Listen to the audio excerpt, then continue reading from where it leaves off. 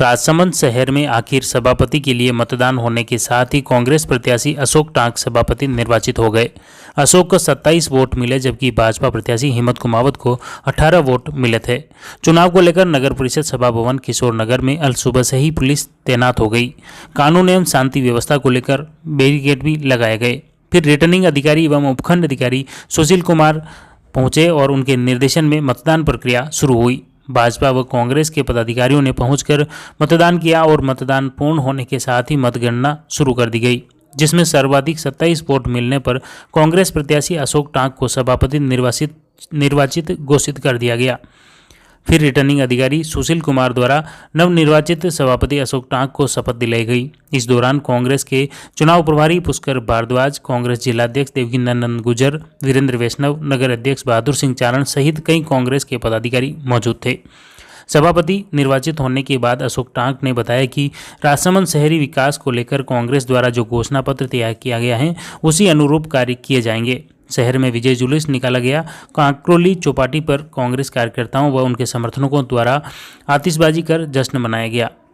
नगर परिषद राजसमंद के लिए सभापति नियुक्त करने हेतु चुनाव कराए गए। चुनावों के तहत 2 हमारे उम्मीदवार थे जिन्होंने सभापति बनने के लिए आवेदन किया था और जिसमें से अशोक टाक जी जो हैं उनको 27 वोट मिले हैं और 27 वोटों के मिलने के बाद जो दूसरे जो हिम्मत कुमावत जी हैं उनको 18 वोट मिले हैं और उनको निर्वाचित घोषित किया गया अशोक टाक जी को। मेरी तरफ से सभी पार्षद बंधुओं को बहुत बहुत शुभकामनाएं। कल उप सभापति के लिए चुनाव होने हैं, उसके लिए जो कार्यक्रम है वो राज्य निर्वाचन आयोग के द्वारा जो जारी किया गया है उसके तहत कार्यक्रम किया जाए। धन्यवाद। मैं राजसमंद नगर परिषद क्षेत्र में जो कांग्रेस पार्टी ने विजन के अनुरूप मैनिफेस्टो बनाया है उसी के तहत काम करने का प्रयास करूंगा और उसी कार्य को जल्द से जल्द पूरा करने का प्रयास भी करूंगा। डॉक्टर सीपी जोशी साहब, देवकीनंदन जी काका साहब, पुष्पेंद्र जी भारद्वाज साहब, इन सभी के सहयोग और मार्गदर्शन से हमने नगर परिषद में राजसमंद में कांग्रेस का बोर्ड बनाया है और हम सभी का यही प्रयास है कि जनता ने जो मुझे सहयोग प्रदान किया मेरे प्रति और मैं उन जनता का सहयोग के अनुरूप काम करने में महत्वपूर्ण भूमिका निभाऊंगा। घोषणा पत्र में और पार्टी के वादों के अनुरूप ही कार्य किया जाएगा। कांग्रेस का बहुमत नगर सीपी साहब से बात हुई है।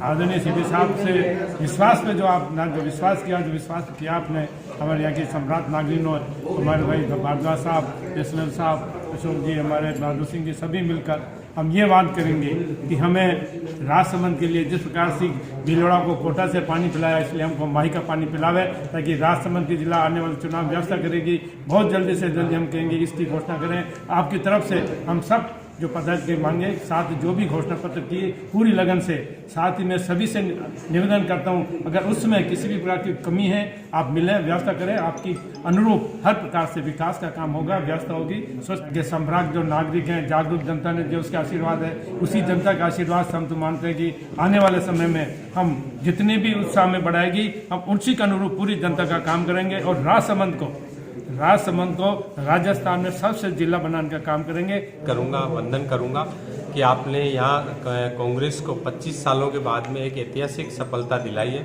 इसके लिए बहुत बहुत धन्यवाद। चुनाव में ये माना जा रहा है वैभव जनार्दन हम सबसे आगे चल रहे हैं। हमारा ये सेमीफाइनल था। मैंने पहले भी कहा था कि हम लोग नगर परिषद को जीतेंगे और लोगों को विकास का एक जो हमने खाका तैयार करके घोषणा पत्र में जो हमने घोषणाएं की है, मैनिफेस्टो बनाया, उसके अक्षरतः पालना करेंगे और लोगों को हम एहसास कराएंगे कि पिछले 20-25 सालों से जो भाजपा के बोर्ड के अंदर सिर्फ वादे किए गए, विकास के कोई काम नहीं हुए। राजसमंद को एक नई पहचान, नई ऊंचाइयों तक इसके सर्वांगीण विकास को लेकर के कोई खाका उनके नज़र में नहीं था, उनके मैनिफेस्टो में नहीं था। हमने ऐसी योजनाएं यहाँ की तैयार की है। उन योजनाओं को देख करके जिस तरह से लोगों ने यहाँ नगर परिषद जिताया, आने वाले विधानसभा का उपचुनाव जिताएंगे। यहाँ से वैभव जी आते हैं या कोई और कैंडिडेट आते हैं, बिल्कुल वो जिला प्रभारी थे। मैं यहाँ संगठन के प्रभारी के नाते मैं एक एक चीज़ की डिटेल उनको देता था, सारा उनके पास में फीडबैक पहुँचता था।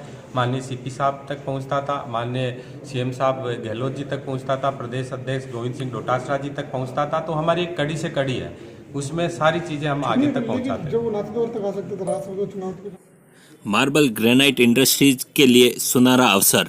रिको द्वारा मार्बल ग्रेनाइट व इंजीनियरिंग उद्योगों हेतु रिको एरिया बगड़ में 47 भूखंडों की ई बिडिंग के माध्यम से नीलामी की जा रही है। आवेदन की अंतिम तिथि 16 फरवरी, नीलामी 17 से 19 फरवरी तक। इच्छुक उद्योगपति तुरंत संपर्क करें। राजसमंद शहर में नगर परिषद चुनाव से पहले कांग्रेस द्वारा क्या चुनावी घोषणा पत्र जारी किया गया और उनके द्वारा क्या क्या वादे किए गए, सुने चुनाव प्रभारी पुष्कर भारद्वाज की जुबानी। क्योंकि भाजपा की कथनी करने में बहुत फर्क है। वो जब खुद पे आती है तो आरोप लगाती है, और अगर भाजपा की बात में दम है तो जो नगर निकाय के चुनाव हुए हैं अभी कुछ दिनों पहले, उनके अंदर 70% जगह पर कांग्रेस के वोट बने। तो अब 1 तारीख को जब रिजल्ट आएंगे तो भाजपा को खुद की बात का जवाब मिल जाएगा। और रही बात जो भाजपा के नगर निकायों के जहाँ बोर्ड है, मैं बताना चाहता हूँ ये तो मोदी जी की शुरुआत है। वहाँ जयपुर के अंदर हमारे जो नगर निगम के अंदर पैसा आना चाहिए था केंद्र सरकार से, जो स्वायत्त शासन विभाग को अभी तक जारी नहीं हुआ, वहाँ ठेकेदार हड़ताल कर रहे हैं। तो ये, और बाकी कांग्रेस कभी कोई भेदभाव नहीं करती है, ये सिर्फ आरोप लगा रहे हैं। जहाँ पूरे राजस्थान में जिस तरह से आर्थिक डिस्ट्रीब्यूशन होता है, जहाँ कांग्रेस में जितना दिया गया वही बीजेपी के बोर्डों में दिया गया, तो इस तरह के भेदभाव के आरोप तो बिल्कुल अभी हाल ही में लंबे समय से डीएमएसपी की मीटिंग हुई है और नगर पालिका क्षेत्र में 10 करोड़ 40 लाख रुपए दिए हैं। माफिया, रॉयल्टी माफिया, ये सब भाजपा के लोग हैं। अब मैं नाम नहीं लूंगा, आप इतिहास उठा लेना, और ये फालतू की बात करते हैं, बकवास करते हैं। ये पिछले 5 साल तक इनकी खुद की सरकार थी, इन्होंने रेत माफियाओं के खिलाफ क्या कार्रवाई करी, और आप पिछले 2 साल का रिकॉर्ड उठा लो, जब से गहलोत जी की संवेदनशील सरकार आई है, रेत माफियाओं के नाक में दम कर दिया। और जितनी कार्रवाइयां, जितने अवैध बजरी के खनन हो रहे थे बंद करवाए, जितने आप रिकॉर्ड उठाओ, आरटीआई का युग है, कितनी कार्रवाइयां हुई है, कितने डंपर पकड़े, कितने ट्रैक्टर पकड़े, कितनी बजरी का स्टॉक सरकार ने जब्त कर करके उसको नीलाम करने का प्रयास। भी घोषणा पत्र बनते हैं, उनकी कार्रवाई पहले दिन से ही उसके ऊपर कमेटी बनती है, जहां पर जिस तरह से जो कानूनी तरीके से कार्रवाई हो सकती है वो करते हैं। चाहे राज्य सरकार बनी, उसके बाद आप राज्य सरकार के घोषणा पत्रों को पढ़ लीजिए, उनमें से आज कम से कम 40% घोषणाएं जो की थी उन पर इम्प्लीमेंटेशन या कार्य जारी है। वही कार्रवाई हमारे यहाँ के नगर परिषद का जब बोर्ड बनेगा तो समय के साथ में जितनी भी चीजें हैं, ये कोई बहुत बड़ी चीजें नहीं है, लेकिन ये हो तो जानी चाहिए थी। बीजेपी के जब यहाँ बोर्ड रहे ज्यादातर समय, उस दौरान ही हो जानी चाहिए थी, लेकिन करेगी कांग्रेस, क्योंकि कांग्रेस अभी यहाँ नगर वर्तमान में जो नगर परिषद बोर्ड है उनके क्या कमेटियों का गठन भी नहीं हो पाया और पूरा कार्यकाल बीत गया, लेकिन विपक्ष ने भी इसको लेकर गंभीरता नहीं दिखाई, तो इस पे क्या कहेंगे? ये तो गलत बात है, ये उनकी असफलता है। विपक्ष ने तो बार ये मुद्दा उठाया है वहाँ पे कमेटियां बनाने का, लेकिन चेयरमैन इनके, विधायक इनके, सांसद इनके, हमारी कहीं चली नहीं विपक्ष की, इसलिए कमेटी नहीं बनी। बाकी कमेटी इनको बनानी चाहिए था, इन्होंने कमेटी नहीं बनाई, उसके कारण नगर परिषद को और जनता को काफी नुकसान हुआ। राजसमंद जिले के नगरपालिका देवगढ़ के चुनाव में भाजपा प्रत्याशी शोभालाल रेगर अध्यक्ष निर्वाचित हुए। शोभालाल रेगर पहले भी नगरपालिका के अध्यक्ष रह चुके हैं। मतदान में भाजपा प्रत्याशी शोभालाल रेगर को 14 वोट मिले, जबकि कांग्रेस प्रत्याशी तोलाराम खटी को 11 मत मिले। इस पर शोभालाल को अध्यक्ष निर्वाचित घोषित कर दिया गया। साथ ही रिटर्निंग अधिकारी द्वारा शोभालाल को पद एवं गोपनीयता की शपथ भी दिलाई गई। इस दौरान भीम पूर्व विधायक हरि सिंह रावत सहित कई भाजपा के कार्यकर्ता मौजूद थे।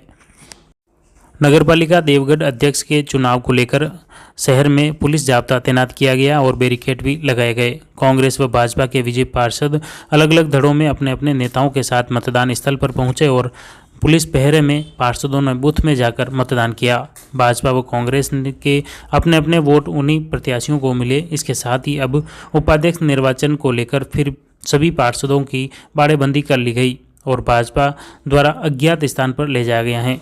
अब उपाध्यक्ष के चुनाव को लेकर सोमवार को फिर लाया जाएगा और मतगणना के बाद उपाध्यक्ष निर्वाचन होने के साथ ही सभी पार्षदों को बाड़ेबंदी से मुक्त किया जाएगा।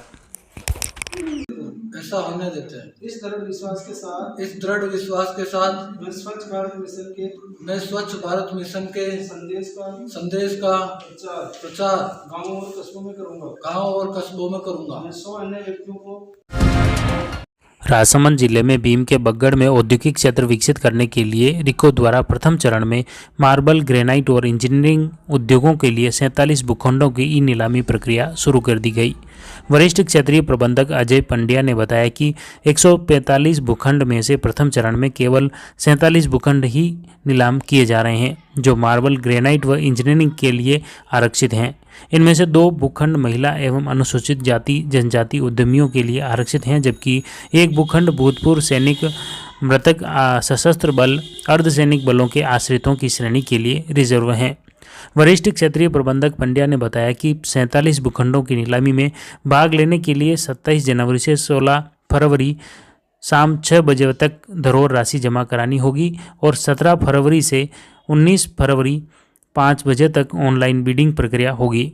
इनमें 4000, 1500 व 1950 वर्ग मीटर के भूखंड शामिल हैं।